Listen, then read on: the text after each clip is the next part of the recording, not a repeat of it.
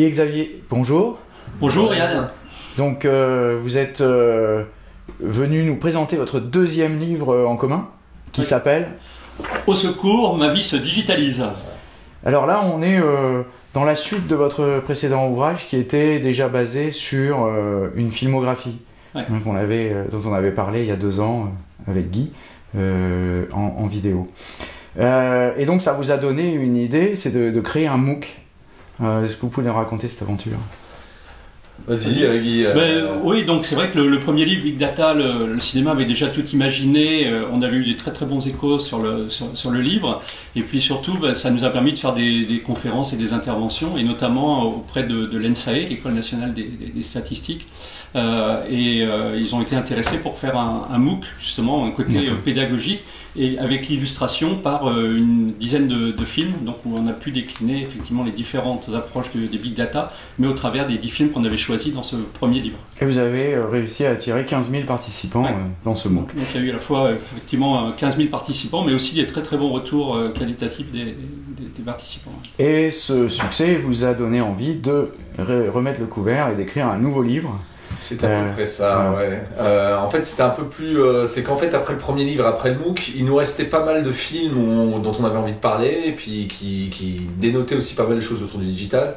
Et on s'est dit, finalement, on a suffisamment de matière, on a encore beaucoup de matière, pour parler plutôt, juste, du coup, moins du big data, même s'il est inclus, mais de la transformation digitale. D'accord. Et là, vous l'avez regardé au travers de 10 industries qui sont... c'est le terme à la mode, disrupté, c'est très moche, par le digital, la banque, l'assurance, la sécurité, le sport, l'automobile, etc. Il y en a 10, mais il y en a 2 qui nous intéressent plus particulièrement ici pour cette vidéo. C'est d'une part l'éducation et d'autre part l'automobile. Alors commençons par l'éducation. Qu'est-ce qui va changer dans l'éducation? J'entends souvent dire que les écoles vont être ubérisées. Alors qu'est-ce que ça veut dire? Sur l'éducation, donc pour l'illustrer, on a pris le film de Spielberg, AI, Intelligence artificielle, où là il s'agit effectivement d'un robot enfant qui arrive dans une famille et pour lequel il s'agit de faire son éducation. Et effectivement, sur la partie éducation, ce qui change beaucoup, c'est que maintenant on a accès à une connaissance infinie. Il y a plein d'informations qui sont disponibles d'un tout clic. Donc aujourd'hui, il s'agit plus simplement d'apprendre et de stocker des informations, mais c'est de rechercher en permanence toutes les informations qui sont disponibles. Donc connaître le chemin qui nous permet d'aller jusqu'à l'information. Et puis on voit apparaître par exemple des MOOC, ce dont on parlait, des Massive Open Online Courses, qui permettent à un grand nombre d'accéder à ce type d'informations. La notion de formation permanente aussi sera quelque chose de très très important. Et puis aussi des initiatives comme la Khan Academy. Donc la Khan Academy, c'est une école qui est disponible pour l'ensemble de la planète et qui permet de mettre à disposition du plus grand nombre des cours pour différents types de sujets. Alors la question à 350 000 $, est-ce que l'école telle qu'on la connaît aujourd'hui, avec une classe et un professeur, va disparaître?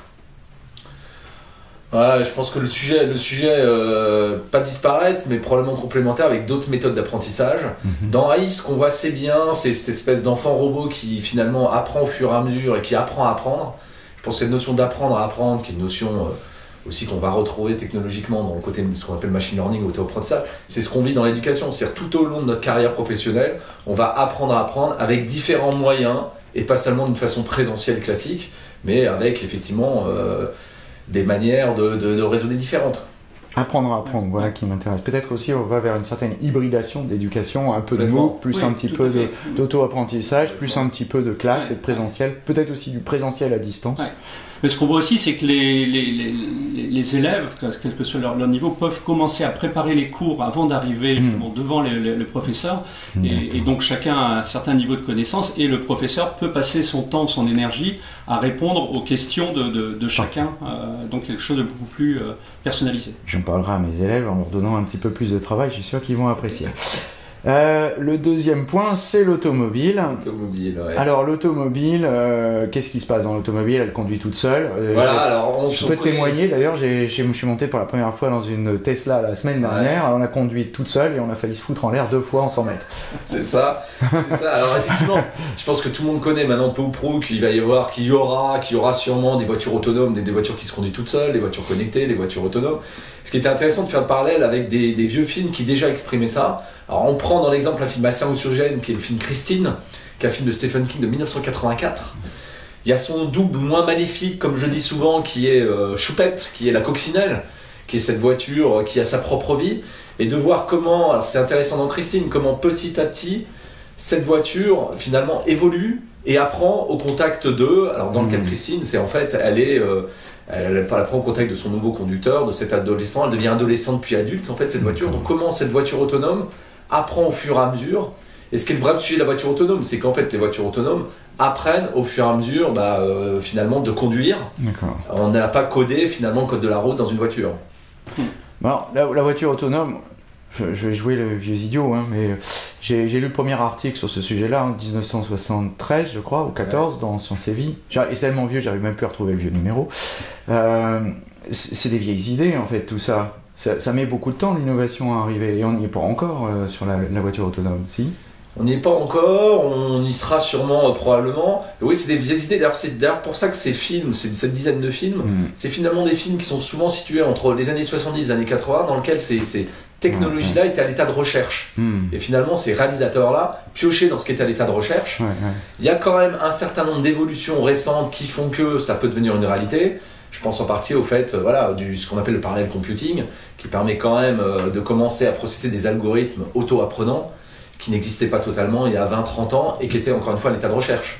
Et c'est ça qui va permettre finalement toutes ces évolutions. Et en complément de ce que tu dis, certes, les cycles d'innovation peuvent paraître longs, mais ce qui est intéressant là, justement, tu parlais de disruption aussi tout à l'heure, c'est que les acteurs qui ont pris l'initiative dans ce domaine, c'est des acteurs qui viennent comme Google, comme Apple, qui aujourd'hui essaient de complètement perturber le marché existant, et quand même avec cette promesse qu'on connaîtra certainement dans 5 ans, 10 ans ou peut-être un peu plus, mais de pouvoir dire je veux aller de Paris à Lille ou à Toulouse, et de pouvoir en toute sécurité laisser la voiture nous acheminer. Alors, dernière question pour la route. Si je comprends bien, en lisant la science-fiction, on comprend le futur. Donc la science-fiction d'aujourd'hui doit nous expliquer le futur. Que dit la science-fiction d'aujourd'hui? Alors, elle dit pas grand-chose, en fait. D'abord, les films sont moins riches aujourd'hui que les séries télé, quand on regarde la richesse un peu cinématographique. Donc on va plutôt probablement trouver des choses intéressantes dans les séries télé aujourd'hui en termes de narration et de narratif. Après, ce qui se passe aujourd'hui, qui est mon point de vue en tout cas sur un regard, c'est que dans les années 70-80, la matière finalement de recherche était tellement forte qu'effectivement elle a donné lieu à un certain nombre de réalisateurs. Peut-être qu'aujourd'hui, on invente beaucoup plus facilement le futur en regardant toutes les plateformes de crowdfunding avec toutes les start-upers du monde qui essayent de changer le monde, beaucoup plus que dans les salles de cinéma. Et du coup, la richesse scientifique, de science-fiction aujourd'hui est finalement plus difficile à capter aujourd'hui, à part peut-être 2-3 films qui sortent du lot. On a une difficulté aujourd'hui à réinventer le futur, on le trouve moins dans les films aujourd'hui. Au niveau des films, moi je citerais aussi Her, par exemple, qui est un film qui est sorti il y a 1 ou 2 ans avec Joaquin Phoenix, où Joaquin Phoenix tombe amoureux de son operating system qui est interprété par la voix suave de Scarlett Johansson.